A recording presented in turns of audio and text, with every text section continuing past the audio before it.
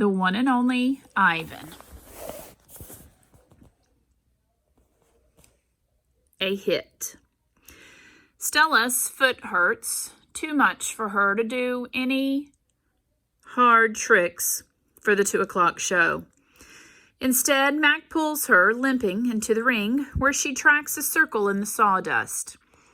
Ruby clings to her like a shadow. Ruby's eyes go wide when Snickers jumps on Stella's back, then leaps onto her head. At the 4 o'clock show, Stella can only get as far as the entrance to the ring. Ruby refuses to leave her side. At the 7 o'clock show, Stella stays in her domain. When Mac comes for Ruby, Stella whispers something in her ear. Ruby looks at her pleadingly, but after a moment, she follows Mac to the ring. Ruby stands alone. The bright lights make her blink. She flaps her ears. She makes her tiny trumpet sound.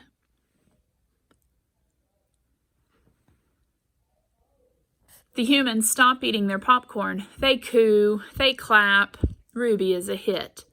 I don't know whether to be happy or sad.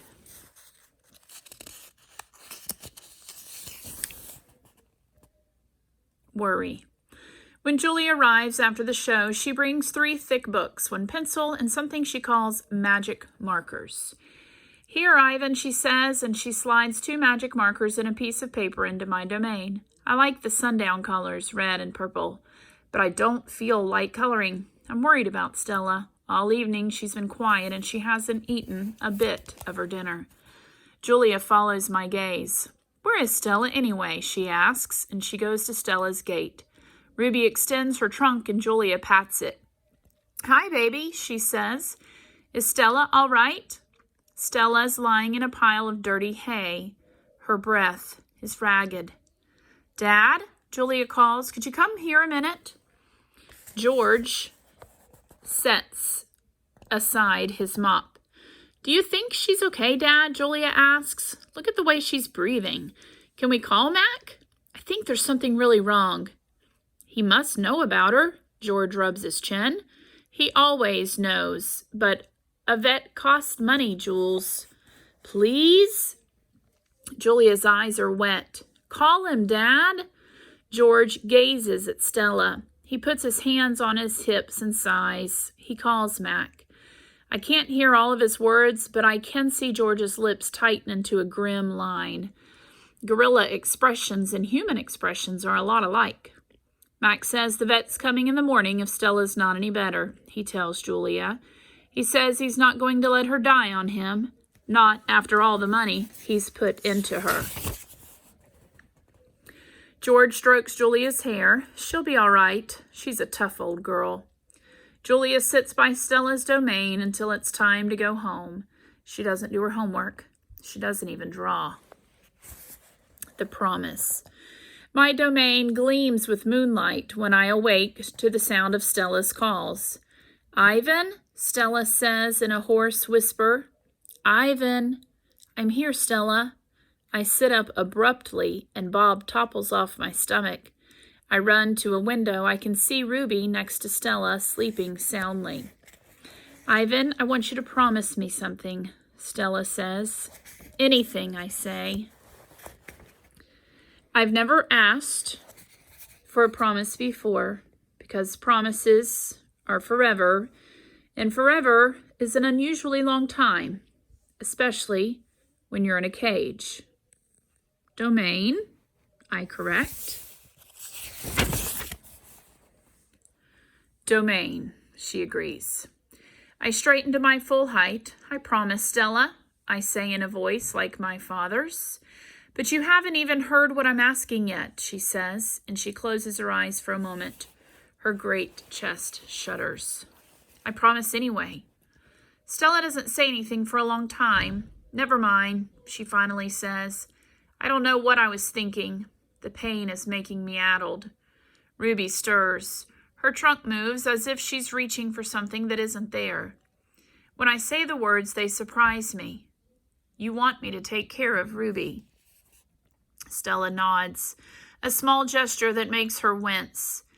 If she could have a life that's different from mine. She needs a safe place, Ivan, not here, I say. It would be easier to promise to stop eating, to stop breathing, to stop being a gorilla. I promise, Stella, I say. I promise it on my word as a silverback. So I want you to think about what Ivan just promised. He's promised that he's going to take care of Ruby. And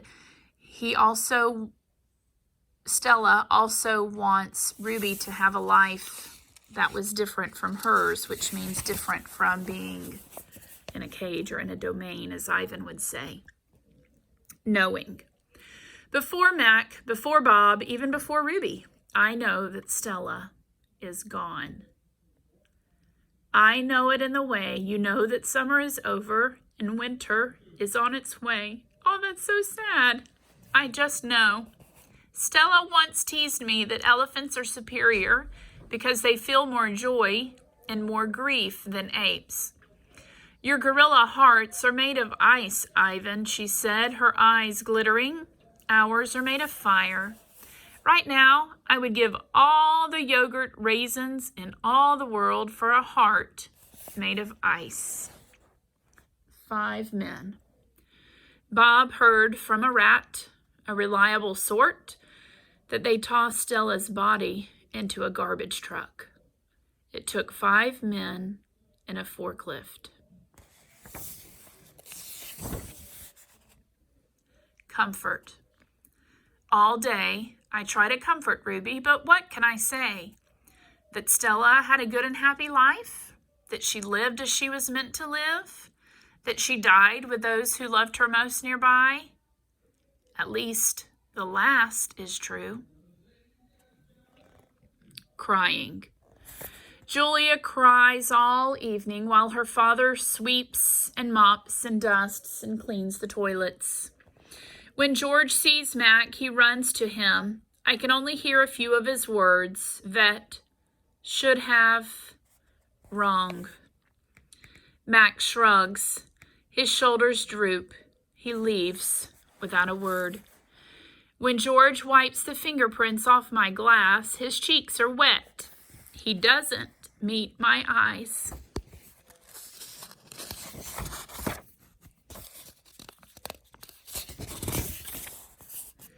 The one and only Ivan. When all the humans have left, I send Bob to check on Ruby. How is she? I ask when he returns. She was shivering, Bob says.